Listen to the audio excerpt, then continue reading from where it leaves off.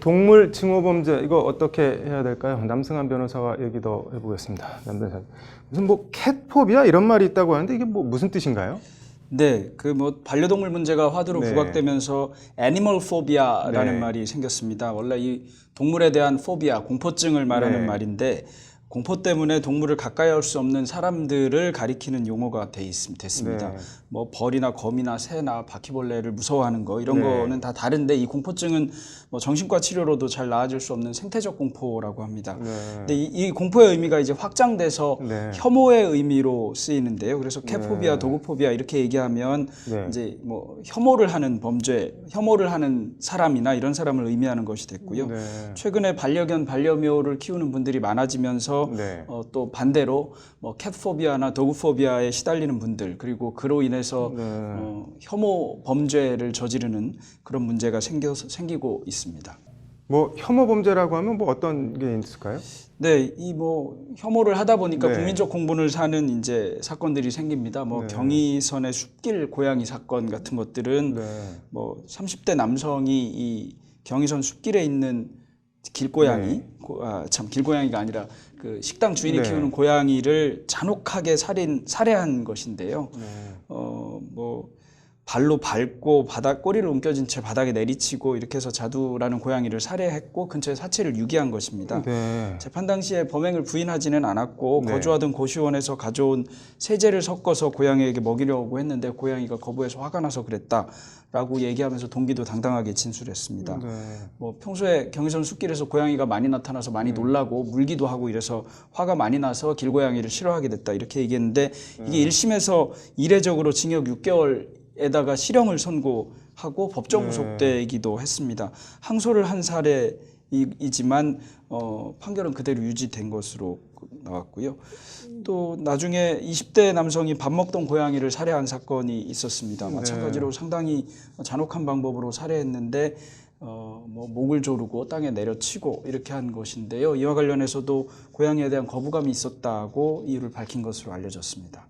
자두 그 고양이 실형은 말씀하신 대로 이례적 아닌가요? 고양이 죽인 거에 대해서. 네, 동물학대 범죄와 관련해서는 벌금형도 많이 선고되고 징역형을 선택하는 경우에도 집행유예가 선고된 경우가 많았고요. 네. 실제로 2015년에서 2017년 약 네. 3년간 경찰이 수사한 동물학대 범죄가 총 575건 정도라고 합니다. 이 중에서 실제로 처벌된 것이 70건 정도이고요. 네. 70건 중에 68건이 벌금, 2건이 벌금형이 아니고 징역형인데 네. 이제 집행유예가 선고됐다는 것입니다. 이러다 보니까 너무 가볍게 처벌하는 것이 아니냐라는 문제가 지적돼 왔습니다. 네.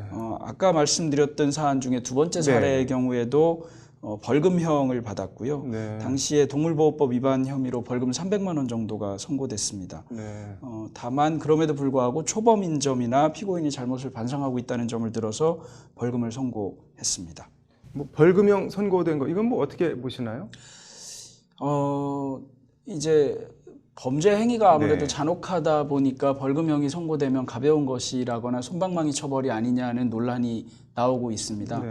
그런데 동물보호법 상으로는 그 최대 형량이 징역 3년 개정돼서 네. 이나마도 네. 3년으로 올라가진 것인데요. 네. 절도죄의 경우에 6년, 또 뭐 재물손괴죄의 경우에 징역 3년 정도라는 점을 감안하면 절도죄나 재물손괴죄의 경우에 처벌보다 네. 약간 약하게 한 것이라는 점에서 단순하게 비교하기는 곤란하겠지만 네. 뭐 다른 죄에 비해서 아주 가벼운 것이라고만은 말할 수는 없습니다. 기본적으로는 법정형 자체가 좀 낮은 점이 문제인데요. 문제는 네. 그러다 보니까 이 주인이 있는 네. 반려견이나 반려묘의 경우에는 동물 보호를 주장하시는 분들은 재물로 취급하거나 물건으로 취급하는 것 자체는 반대하시지만 우리 법제상으로는 재물에 해당해서 물건이라는 거거든요. 그래서 재물손괴죄로 처벌할 수밖에 없는 문제가 생기고 그럴 경우에 동물보호법보다 과거에 약간 형량이 높았습니다. 네. 지금은 이제 동물보호법상으로도 재물손괴와 비슷한 수준까지는 올라갔는데 여전히 네. 약간 딜레마인 것이 그럼 그렇게 해서 올려놓고 나니까 그냥 물건으로 취급하는 재물로만 보는 것 아니냐 이런 점에 대해서는 여전히 딜레마라는 견해가 있을 수밖에 없는 것입니다. 이게 양형이 재물손괴죄가 보통 더 높나요? 아니면은 동물보호법이 더 높나요? 법정형은 비슷하다 하더라도 네. 아무래도 재물손괴죄를 조금 더 무겁게 처벌하는 경향이 있었던 것 같습니다. 네. 그런데 국민적 정서가 이렇게 바뀌거나 이렇게 된다면 예를 들어 동물보호법의 형량을 상향하기에 앞서서 법원이 선제적으로 양형을 높이기도 하고 이렇게 하는데 네. 아직까지는 재물에 해당하는 재물을 손괴해서 어떤 주인에게 피해를 입힌 것에 별도로 네. 해당 동물에 대한 피해와 관련해서 동물 자체를 피해자로 보거나 피해물로 보는 거죠. 지금 현재는 피해물로 봐서 그거에 따른 처벌을 하는 것을 재물 손괴보다 높게 할 것은 아니지 않느냐, 이런 것이 법원의 시각 아니었나 싶기는 합니다. 해외에서는 이런 동물 징후 범죄 뭐 어떻게 하고 있나요? 네, 아무래도 해외에서는 우리나라보다는 그 양형이나 이런 부분에서 좀 높게 처벌하는 것 같고요. 네. 수사에도 훨씬 많은 시간과 비용을 투입하고 있습니다. 영국 같은 경우로 보면 뭐 영국 남부의 크로이던에서 고양이가 연쇄적으로 살해되는 사건이 있었는데요. 3년 넘는 기간 수사를 했다고 하고요. 경비가 13만 파운드, 뭐 우리나라 돈으로 한 1억 8,9천만 원 정도 되는 돈이 사용됐고요. 총 수사 시간도 2,250시간 정도나 됩니다. 이 동물학대를 심각한 사건으로 받아들이는 원인 중에 하나는 동물을 잔혹하게 학대하는 경우에는 종국적으로는 사람에 대한 학대로 올 수도 있다는 점에서도 예방적 차원에서 무겁게 처벌하는 거라는 견해도 있기도 하고요.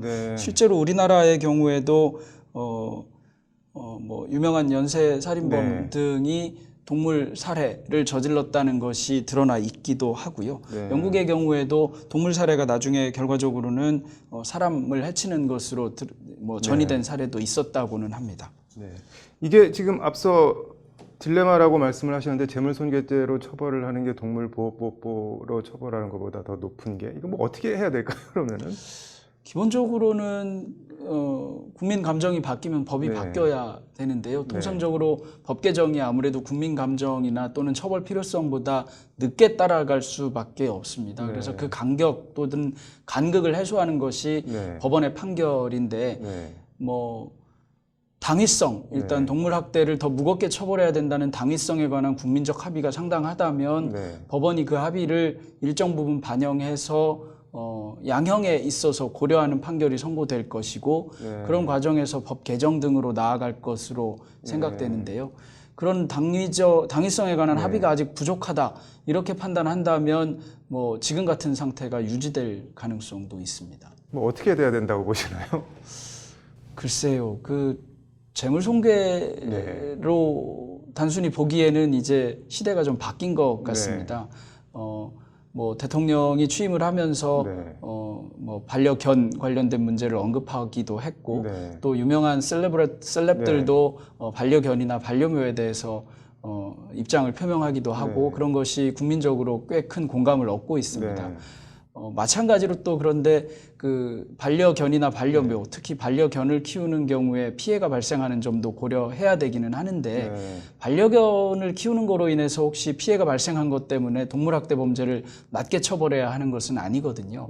반려견 피해로 인한 피해는 별도로 정리하고 동물학대에 따른 것은 기본적으로는 그 인간으로서 지나치게 잔혹해지거나 이런 것에 관한 것이라서 좀 무겁게 처벌해야 될 필요성이 있는 것 같기는 합니다. 아무튼 사람이든 동물이든 엉뚱한 데 화풀이하는 징후 범죄는 좀 없어졌으면 좋겠네요. 오늘 잘 들었습니다.